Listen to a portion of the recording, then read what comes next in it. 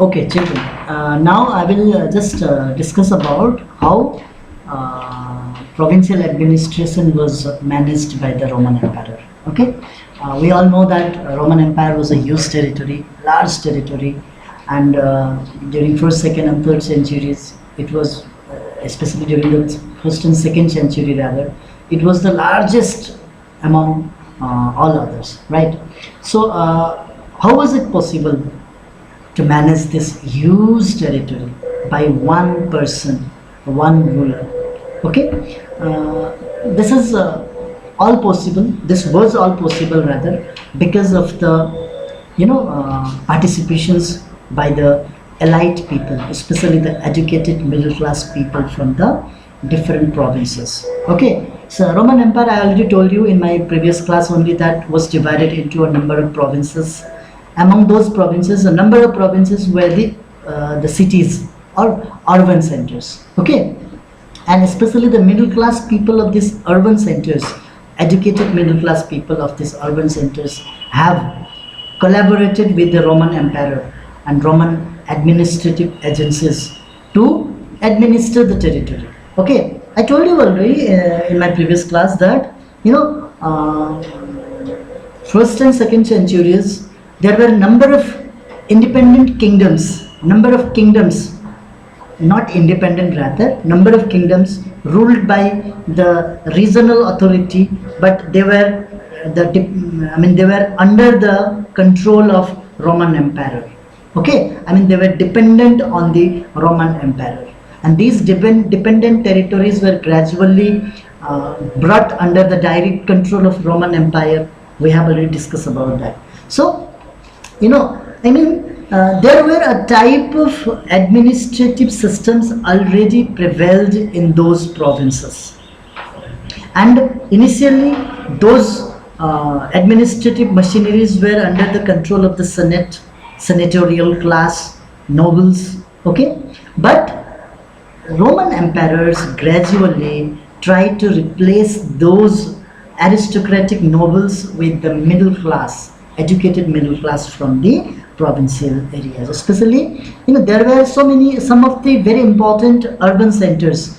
Look at that. In Roman Empire, there were in and around that Mediterranean Sea, there were a number of important urban centers.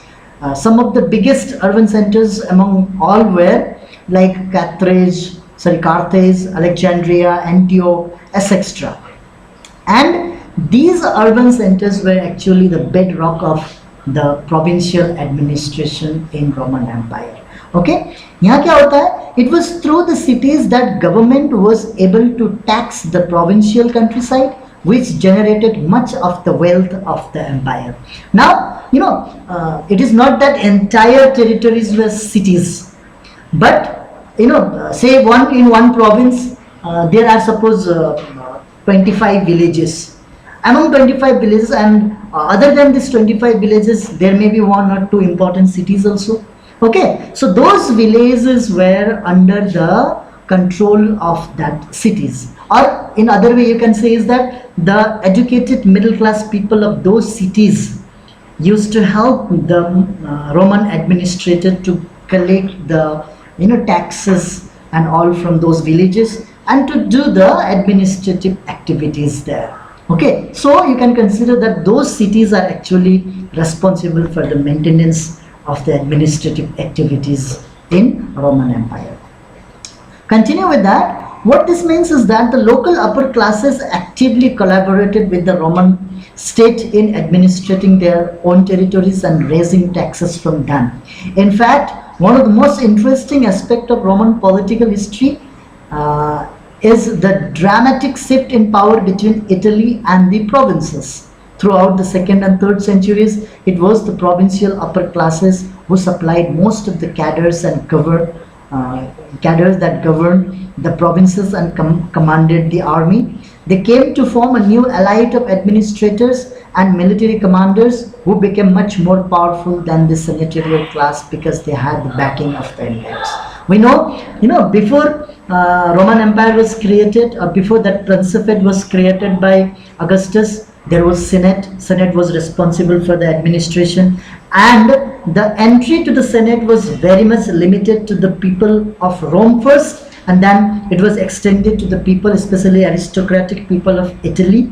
Okay, so later part you can see that the Italian aristocratic people dominated the senatorial class, but after the foundation of Roman Empire, and gradually senatorial class started losing its importance, and that senatorial class, that senatorial administrator, or you can say that those nobles belonging to the senatorial class, was gradually replaced by the upper class people or upper middle class people from the different provinces of Roman Empire. Initially, Rome and Italy was controlling entire Roman Empire as a whole, but now gradually, after the creation of the Principate, now gradually there is a shift in power from the Roman aristocratic groups and Italian aristocratic groups to the upper class people and upper middle class people of other provinces also, especially other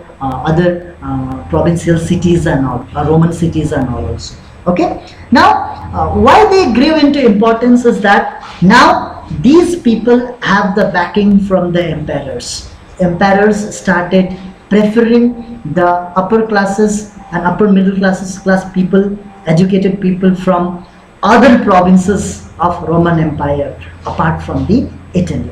Okay, there was one situation when it is said that, like, there was one ruler called Gallienus. He ruled Roman territory from 253 to 268.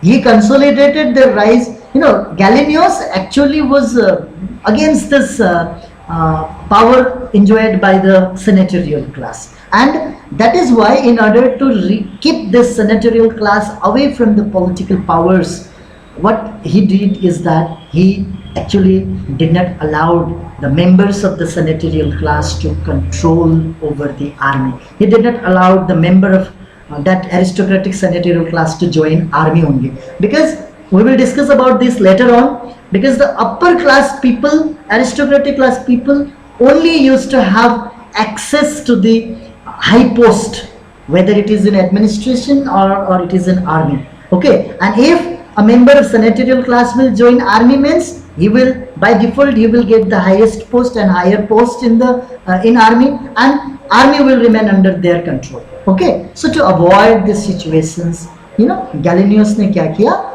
He did not allow the senatorial people to join army.